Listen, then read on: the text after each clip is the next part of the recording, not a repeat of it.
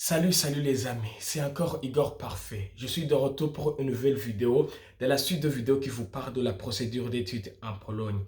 Aujourd'hui, je vais répondre à une question qui m'est beaucoup souvent posée. Faut-il avoir un certificat de langue anglaise pour pouvoir faire ses études en Pologne en tant que francophone? Salut les amis. Oui. Aujourd'hui, je vais répondre à une vidéo qui m'est souvent posée. Faut-il avoir un certificat de langue anglaise pour pouvoir faire ses études en Pologne? Je vais répondre à cette question par oui et non.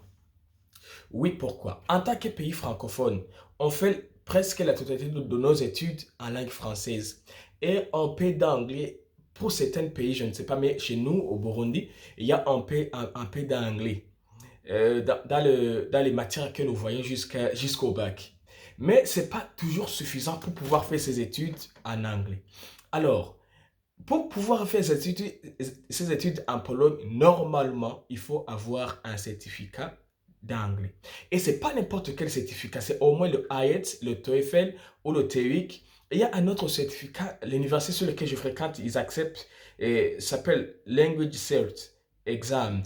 Si tu trouves cet examen, tu peux être considéré comme quelqu'un qui a le IELTS. Alors, des autres, des autres tests d'anglais, autres que ceux que j'ai cités, ne sont pas vraiment acceptés, comme les Duolingo. Il y a d'autres, beaucoup des tests d'anglais qui existent. Ok, mais alors, en cas où tu n'as pas de test, c'est toujours possible de faire ces études en Pologne. Qu'est-ce qui va se passer? Normalement, lorsque tu fais ton inscription, l'université te demande, est-ce que tu as un test d'anglais? Tu vas répondre par oui ou par non si tu as ou tu n'as pas un test d'anglais. Dans ce cas, il y a certaines universités pour évaluer ton niveau d'anglais, pour pouvoir savoir s'ils peuvent te laisser faire tes études dans la langue anglaise en tant que personne qui a fait ses études en langue française. Ils vont te faire passer un interview. Ils vont te poser des questions pour évaluer ta capacité. Certaines universités vont te donner des petits tests pour évaluer ta capacité à écrire, à comprendre et à t'exprimer. Et puis, par exemple, d'autres universités, ils vont te laisser te donner l'acceptation et puis tu vas venir étudier. Mais une fois sur place, tu vas passer un test. C'est ce que moi aussi j'ai fait.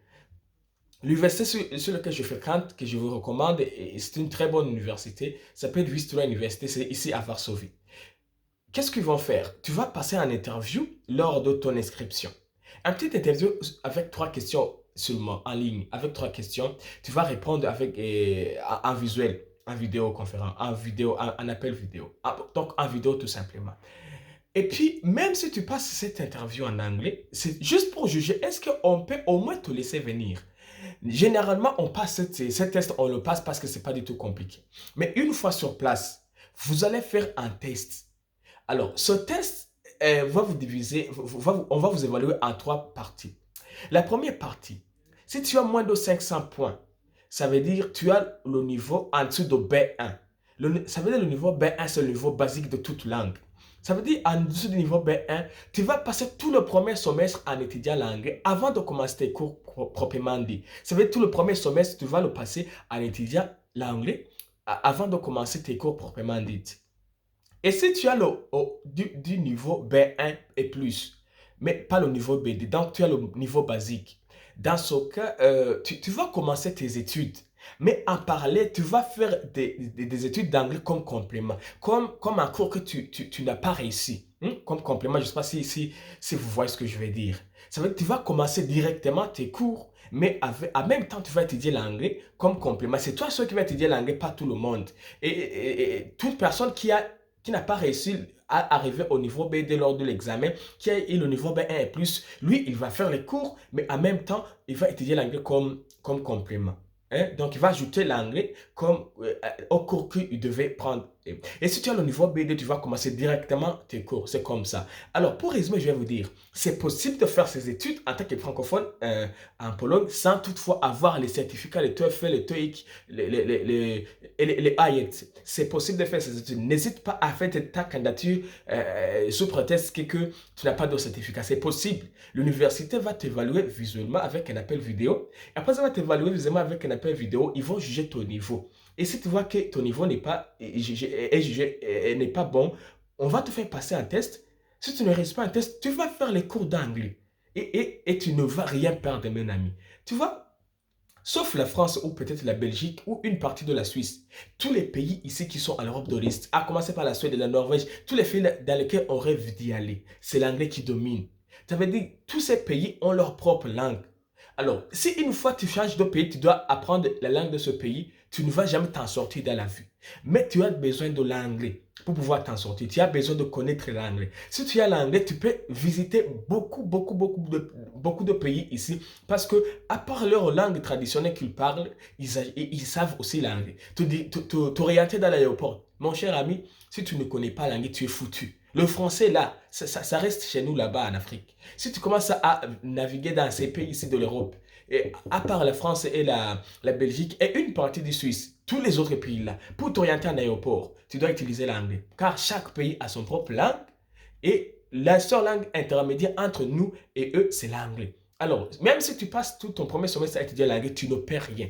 Alors, n'hésitez pas à candidater sur ces universités. J'espère que j'ai été clair. C'est possible. Cette question, j'espère que ça ne reviendra plus. C'est clair.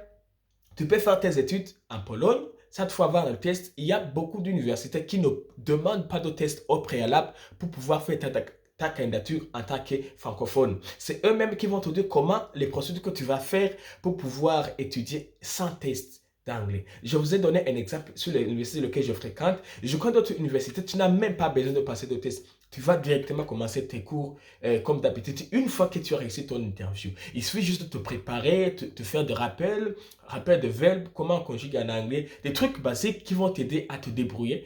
Il suffit juste que tu te débrouilles. Mais si tu passes 6 mois, une année ici, tu seras vraiment un pro en anglais. Alors n'hésite pas à faire votre candidature même si vous êtes francophone, vous avez fait presque la totalité de vos études en français, il n'y a pas de problème. Moi-même, je suis francophone, comme vous le voyez. J'ai fait toutes mes études, même l'université, la licence en français, mais j'ai eu mon admission dans une université qui est en anglais, et je te dis en anglais, j'ai même passé le test et j'ai passé, malgré que je n'ai pas fait mes études en anglais. Je vous ai expliqué dans ma vidéo précédente, lorsque je passais des tests, il n'y avait que des blancs.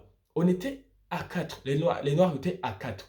Tous les autres, c'était que des blancs. Mais je me disais, ils étaient censés avoir fait les études en anglais. Même eux ont passé les examens que moi qui ai fait mes études en français. Et l'ironie du sort, j'ai même réussi le test. Et certaines personnes, même blancs, qui avaient fait leurs études en anglais, ont échoué. Alors, n'ayez pas peur et n'hésitez pas à candidater. Même si vous êtes des francophones, n'hésitez pas à profiter de cette opportunité que la Pologne nous ouvre. J'espère que cette vidéo vous a plu. N'hésitez pas à liker, à partager au maximum cette vidéo aux autres. Merci d'avoir suivi jusqu'à la fin.